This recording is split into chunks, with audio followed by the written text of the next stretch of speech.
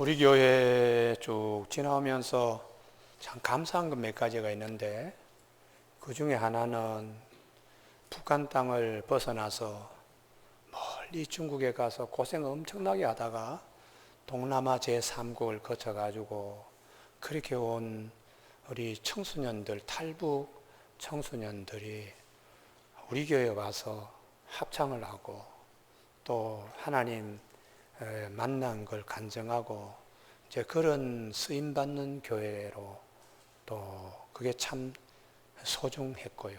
또 하나는 멀리 이스라엘의 어머니 합창단이 대한민국에 와서 부산에서 국제합창대에 참여해가지고 인천공항 이제 출국하기 전에 서울이나 경기도 지역에 있는 한 교회 가서 하나님 영광 돌리겠다 했는데, 우리 교회 저녁에 오셔서들 한 30명, 40명, 한 40명 되겠네요. 그분들이 하나님께 영광 돌리고 했던 일을 기억하면, 교회는 작지만은 하나님의 귀한 뜻을 잘 이렇게 받들어가는 교회로 쓰임받는 것에 대하여 감사를 드립니다. 그리고 또 우리 수원역 노숙자 봉사 교회 창립 10주년이 되었을 때에 우리끼리만 여름 수련회 가서 동해안 가서 띵까띵까 하고 그럴 게 아니고, 그 경비를 저 수원역 노숙자 그분들에게 봉사하자 해서 참여해서 우리 작년, 저작년 지금도 마찬가지입니다. 우리 금전적으로 또 보내주기도 하고 몸으로 봉사하기도 한 그런 일인데, 이게 이제 다 하나님 나라를 이루는 일에 굉장히 귀한 그런 이제 일들이 되겠습니다. 오늘 사도 바울이 고린도 교회에 하나님의 나라는 말에 있지 않고 능력에 있다. 하나님의 나라. 8.15 광복절이 이제 며칠 남지 않았습니다. 나라 잃어버렸는데 찾았다. 나라의 3대 요소가 국민이 있어야 되고 땅이 있어야 됩니다. 땅이 없으면은 백성들이 다 흩어져 가지고 있지요. 그런데 땅도 있고 백성도 있는데 뭘 잃어버렸기에 나라 잃어버렸다 그러냐? 통치권입니다. 그래서 나라의 3대 요소는 땅과 백성과 통치권. 그 중에 나라 잃어버렸다, 나라 찾았다 할 때는 통치권을 다시 찾은 것이죠. 예수님께서도 하나님의 나라, 천국, 마태복음 4장 17절에서 이때부터 예수께서 비로소 전파하여 이르시되 회개하라, 천국 하나님의 나라가 가까이 왔다 하시니라. 그때에 주님이 오셔서 하나님의 나라, 하나님의 통치가 시작되었다. 이걸 이제 첫 번째 설교로 말씀하셨습니다. 귀신 들린 자는 귀신이 그를 통치했어요. 게네사렛 있던 그런 이제 지역의 거라사인, 이런 이제 그 귀신 들려가지고 안에 복합적이고 너무 2,000마리의 돼지떼의 귀신이 들어갈 정도니까 군대 마귀로 다인격 증후군이 보통이 아닙니다. 그런데 예수님께서 오셔서 귀신에게 지배당했던 자, 귀신이 통치하던 자 영혼을 주님이 오셔서 해방시키는, 병으로 인하여 고통받고 죽음으로 인하여 두려워하고 그리고는 여러 가지 신체적인 결함으로 막 기쁨이 없이 살았던 자를 주님이 오셔서 고쳐주시고 새롭게 하여 통치가 달라지니까, 하나님의 통치하심이 있기 때문에 천국이 코앞에 이제 시작되었다 하고 하나님의 통치 개막을 주님이 이렇게 말씀하셨어요. 여러분, 오늘 예배 드리는 가운데 우리 모두에게 이런 축복이 있기를 바랍니다. 할렐루야. 눈으로, 귀로만 듣던 하나님을 눈으로 만나는 역사가 있어요. 제가 숭실대학에 강의할 때 그 백성열이라고는 지금은 이제 한 40대 초반이 되지 않았나 생각이 드는데, 하여튼 이 젊은이가 청년의 얼굴빛이 아니에요. 얼굴이 거칠하고 그냥 밤새 가장 중요한 잠을 자야지 몸의 모든 생체 리듬이 다 정상화되는데, 잠을 깊이 자지 못하고 잠자는 시간에 본인은 힘을 쓸 수가 없어요. 정신은 말짱한데 와서 목을 조르니까 손 하나 움직여서 탁 이렇게 밀쳐야 되는데 이 힘도 발휘할 수 없을 정도로 갑이 눌려가지고, 그러다가 이제 학교 수업 시간이 되면 겨우 정신 차려가지고 왔는데 정신은 그냥 이게 몽롱한 거예요. 그러니까 강의 시간에 집중은 안 되고 그 많은 등록금 내고 공부 학점도 못 따고 학교 다니면서 굉장히 힘들어하는데, 제가 그 성경 과목 시간에 우리 숭실대학은 미션 스쿨이기 때문에 학생들의 성경을 패스를 해야 돼요. 그래서 이제 교회에서 일어난 일들, 영적인 얘기들 이런 얘기 하니까 이 학생이 저보고 기도 한번 해달라고 상담하겠다. 그래서 그때는 숭실대학의 한경직 목사님 기념관 건립한다고 막 운동장 불도저라 막 밀고 차가 그냥 흙을 실어 나르고 먼지 투성인데, 그래도 이 학생이 하도 나를 만나고자 하는 열정이 그 속에 있더라고. 그래서 먼지를 뒤집어 쓰고 이제 복음을 전하고 안수기도 했는데, 하나님의 은혜로 이 아이가 모든 기운이 다 도는 거예요. 코피가 그냥 나는데, 내가 그래서 하나님 어둠에 갇혀있던 사람이 빛의 자녀 통치가 달라지니까, 이게 통치하시는 분이 달라지니까 역사가 일어나는 거예요. 할렐루야. 그래서 참 단잠을 자는지 보름 후에 보니까 그 청년이 달덩이처럼 얼굴이 그냥 뿌옇게 되어 있어요. 밤에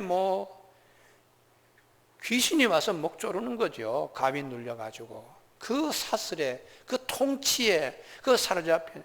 그리고 예전에 제가 논현동에 있을 때에 유순덕 할머니라고 폐병 3개가 걸렸는데 제사를 1년에 20번씩 합니다. 그래서 귀신과 교제하는 것이라고, 이방인의 제사는 귀신과 교제하는 것이니까 너희가 귀신과 교제하는 하나님 원치 않는다는 고린도 10장 20절의 말씀이 있으니까 제발 할머니 제사상 다 그냥 끊으세요.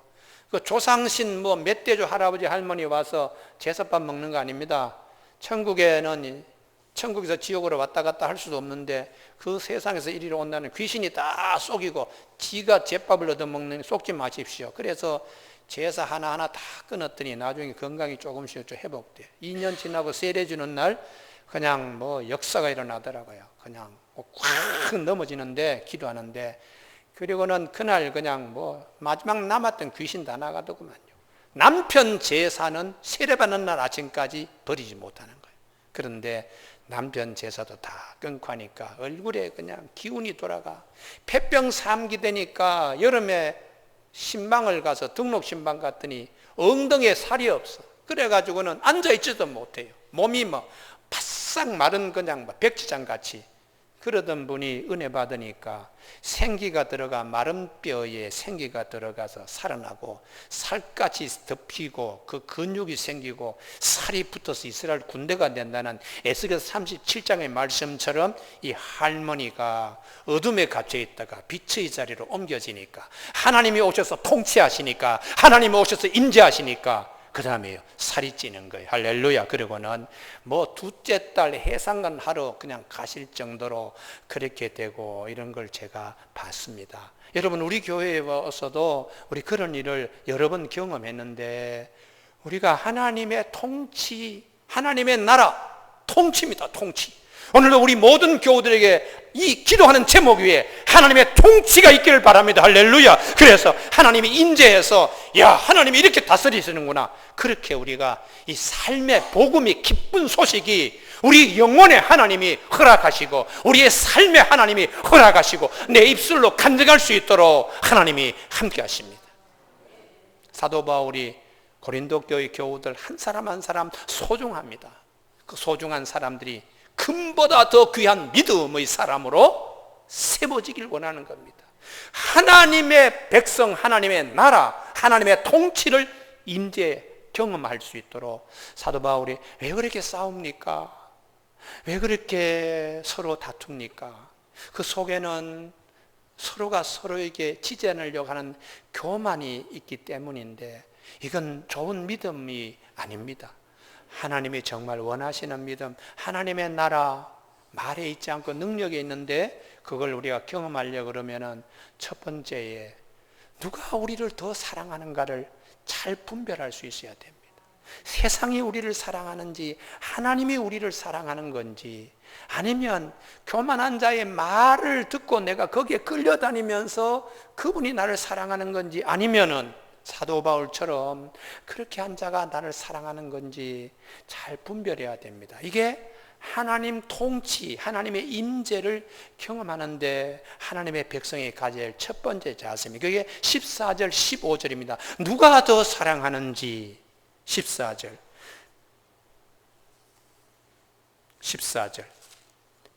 내가 너희를 부끄럽게 하려고 이것을 쓰는 것이 아니라 오직 너희를 내 사랑하는 자녀같이 권하는 것이라. 아볼로나 게바나 한번 붕괴하고 손아귀 쭉 뿌리고 그냥 가는 것이 아니고 아버지처럼. 15절. 그리스도 안에서 1만 스승이 있을 때 아버지는 많지 아니하니 그리스도 예수 안에서 내가 복음으로서 너희를 낳았음이라.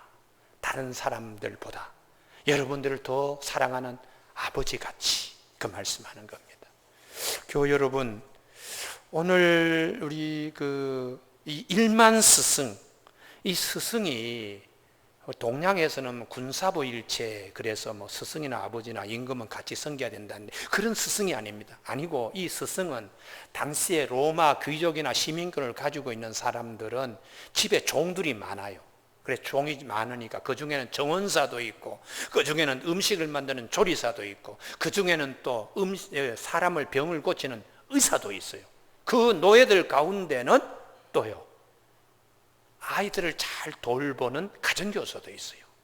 이런 가정교사를 오늘 본문의 몽학선생 혹은 또 돌봄이, 영어로는 슬레이브 가이드, 종은 종이지만은 아이들을 잘 이렇게 학교까지 왔다 갔다 하면, 그래 학교에, 귀족 학교의 대문에는 이런 이제 스승, 몽학선생, 슬레이브 가이드 이런 자들이 많이 와 있어요. 그런데 손목을 직접 잡고 아버지가 데려온 학생들은 극히 적습니다. 그렇지만은 아들을 정말 사랑하면 집에는 종에게 자식을 맡기지 않고 본인이 직접 손목을 잡고서는 그리고 학교까지 가는, 이건 자기가 낳은 아들을 누구에게 못 맡긴다는 거죠. 그러면 누구의 사랑이 더 큰가? 누구의 사랑이 큰가? 이걸 알아야 된다는 것이에요. 사도 바울이 고린도 교회를 처음에 개척하고 그리고는 교우들 한 사람 한 사람을 복음으로 세워가는데 몸은 예배소에 와 있지만 마음은 더 고린도 교회에 가 있습니다. 이게 아버지의 마음이죠. 이 녀석 지금 홍콩 유학 보냈는데 공부는 잘하고 있을까? 미국에, 호주에 유학 가 있는데 지금 밥은 제대로 먹고 있나? 아니 군대 가 있는데 내 몸 안에서 매는 맞지 않나?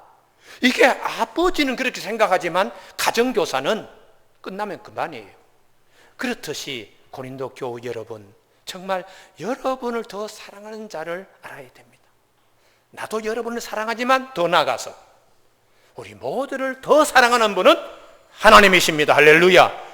이 믿음이 되어야 하나님의 통치하심, 하나님의 지배하심에 있게 되는 것이죠. 그래서 우리가 성경은 부모님도 자식을 사랑하고 자식도 부모님 공경해야 되는 기본적인 윤리 바탕이 있습니다만, 극한 상황에 가면은 부모님도 자식을 사랑할 수 없는 처지에 이르게 돼요. 그래서 창세기의 제일 마지막 요셉 얘기를 보십시오. 요셉이 애굽에 팔려가고 애굽에서 억울하게 감옥에 들어가 있는데 야곱이 못 돕습니다. 야곱이 도울 길이 없습니다. 형제들이 요셉을 팔아먹고, 그러면 요셉을 정말 사랑하고 요셉을 도울 수 있는 자는 하나님 한 분밖에 없습니다. 할렐루야. 인생에 있어서 이걸 기억하라는 것이 할렐루야.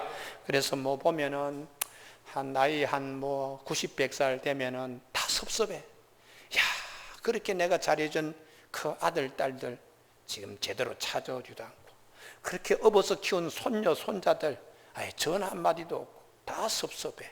그럴 때 여러분 섭섭하게 생각할 거 없습니다. 인생이 그렇다는 것이에요. 그래서 부부지간에도 당신 없이는 내가 못 살고 뭐 그럴 거 하지만은 10년 누워 있어 보십시오.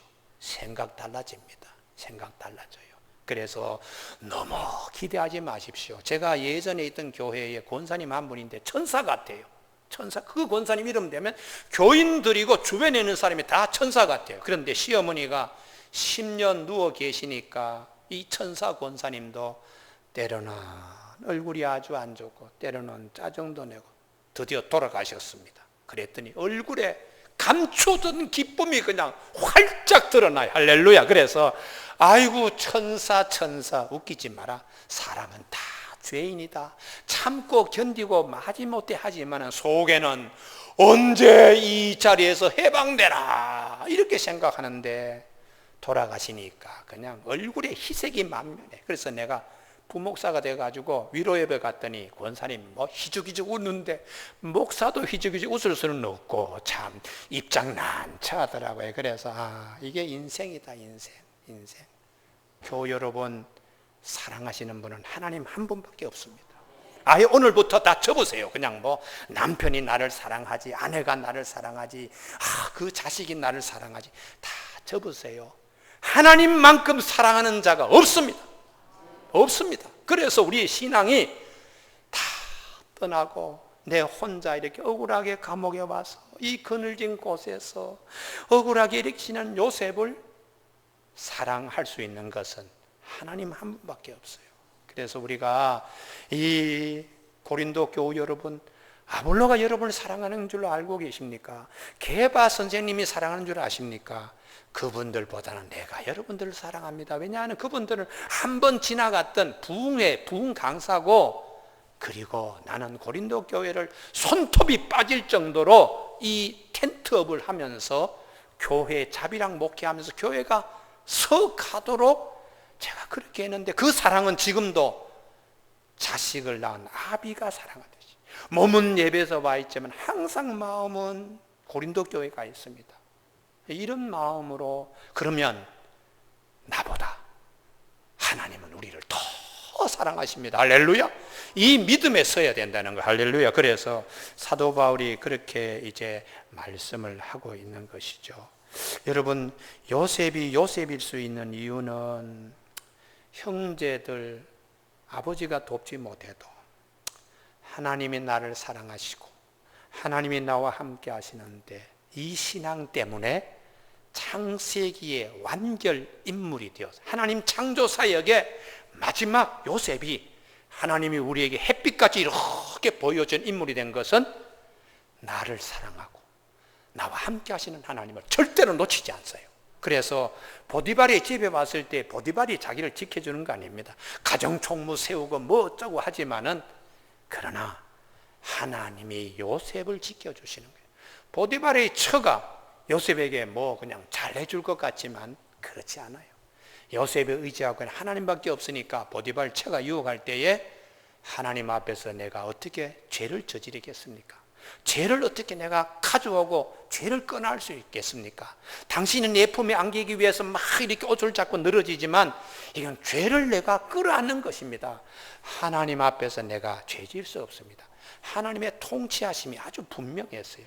감옥에 가도 떡 맡은 관원장, 술 맡은 관원장이 자기 꿈 해몽하고 술 맡은 관원장은 복직이 되어 갔는데도 내가 언제 뭐 이 생각으로 요셉을 기억도 하질 않아요. 그런데 하나님께서 바로에게 꿈을 뀌어서 요셉을 그 어두운 깊은 감옥에서 하나님이 수렁에 빠진 자를 끌어내듯이 하나님이 사랑을 베풀어요.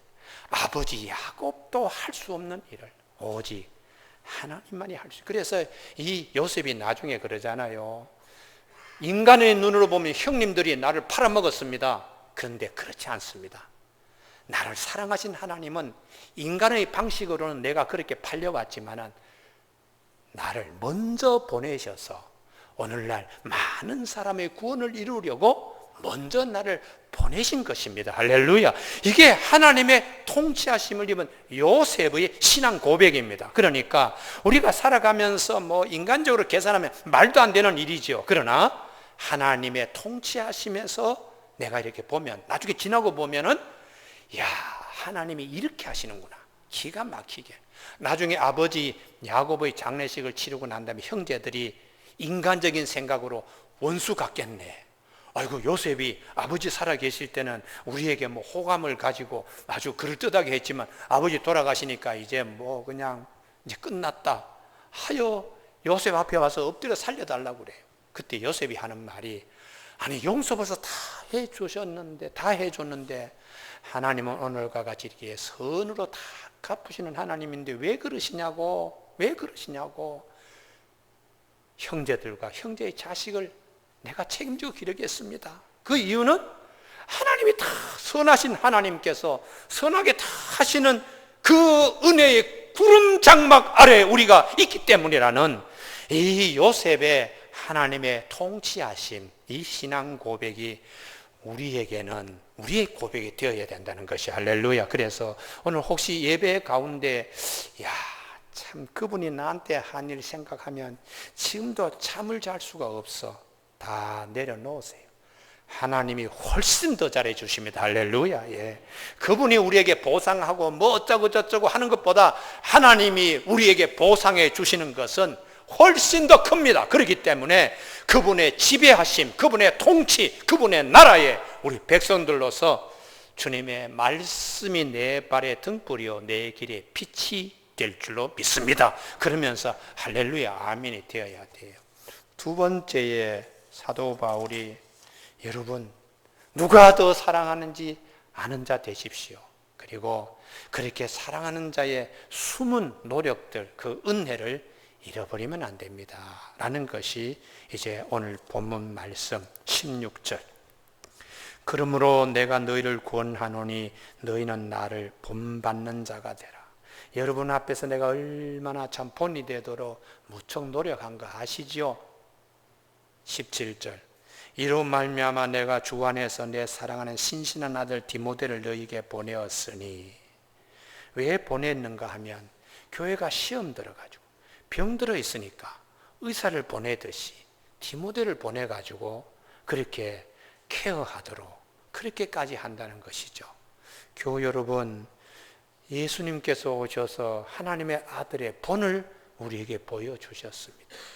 그리고 예수님께서 우리에게 오실 때에 죄와 허물에 빠져있던 우리를 살리기 위해서 하나님이 바울이 디모데를 보낸 것처럼 하나님께서 그 아들을 보내셨어요. 할렐루야. 그 은혜를 우리가 알아야 하나님의 통치하심, 하나님의 백성의 모습이라는 거예요. 할렐루야. 그래서 고린도 교회 교인들이 바울이 그렇게 본된 삶을 무척 애썼잖아요. 본인 스스로 자비랑 목회를 한다고 손톱에 손톱이 빠질 정도로 일을 하고 그냥 옹알이가 그냥 10손가락에 마디마디마다 다 이렇게 했지만은 자랑스럽게 생각하는 거예요. 주님이 오셔서 십자가에 달려 돌아가시기까지 얼마나 우리에게 하나님의 아들의 본된 것을 보여주셨습니까? 그렇기 때문에 우리의 믿음은 그분을 바라보는 거죠. 할렐루야. 고린도 교인들이 사도 바울을 바라보지 않기 때문에 흠잡는 거예요.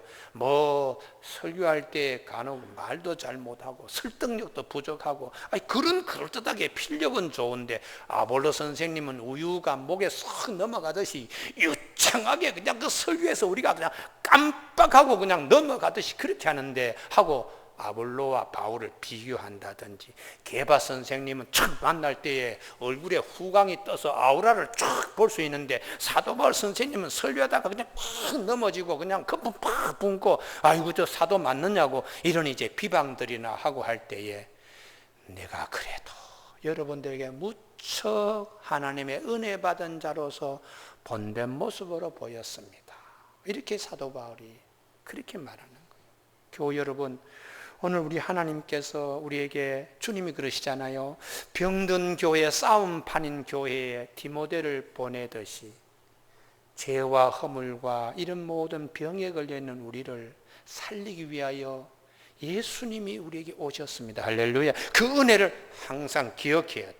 고린도 교회의 사도 바울이 디모데를 보내가지고 그렇게 하듯이 주님께서 우리에게 오셔서 우리의 모든 갈등, 우리의 모든 문제 다 이렇게 해결해 주는 것. 그래서 사도 바울은 그럼 이걸 모르면 사람이 교만하죠. 뻣뻣해가지고. 그러나 이걸 아는 자, 이 은혜를 아는 자는 은혜 앞에 겸손한 거예요. 은혜 앞에 겸손해서. 그 다음에 사도 바울이요 19절 주께서 허락하시면, 여러분 이게 오늘 우리 모두에게 신앙 고백이 되기를 바랍니다. 할렐루야. 이게 사도 바울이 내 오기로, 내 감정으로 뛰어가면 예배소에서 배 타고 얼른 고린도 교회 가서 막 주어받고 싶지만은 주님 뜻이 아니기 때문에, 주님 뜻이 아니기 때문에 그렇게 하지 않습니다. 살아가면서 주님이 허락하시면 하는 이 음성이 늘 내 영혼 위에 맴돌아야 돼요. 할렐루야. 그래서 오기로, 내 육체의 정욕대로, 내 소욕대로, 내 가지고 있는 얕은 인간의 꾀대로 움직이는 것이 아니고 이 일을 주님이 허락하셔야죠. 이게 하나님의 은혜 앞에서 겸손입니다. 겸손. 그래서 우리가 살면서 이 겸손이라는 것이 은혜 앞에서의 겸손이에요. 은혜를 모르면 교만한 거죠. 그래서 주님께서 오셔서 사도 바울은 늘 그럽니다. 여러분, 우리가 십자가의 도 앞에 겸손해야 됩니다. 십자가의 도가 멸망하는 자에게 미련한 것이지만 구원을 얻은 우리에게는 하나님의 능력이 됩니다. 나는 자랑하는 것 하나밖에 없습니다. 그분의 십자가에 못 박힌 것 외에는 나는 자랑할 게 없습니다. 나의 나된 것은 하나님의 은혜입니다. 이걸 이제 사도 바울이 고린도 교회에 교우들 만나면 듣기 싫을 정도로 오늘도 똑같은 설교하네, 오늘도 똑같은 말씀하네, 아예 그럴 정도로 사도 바울은 이 설교만 하여튼 심어준 거예요. 근데 문제는 우리 모두가 주님 앞에 설 때에, 죽음의 시간이 찾아왔을 때에 유창한 설교 다 쓸데없어요.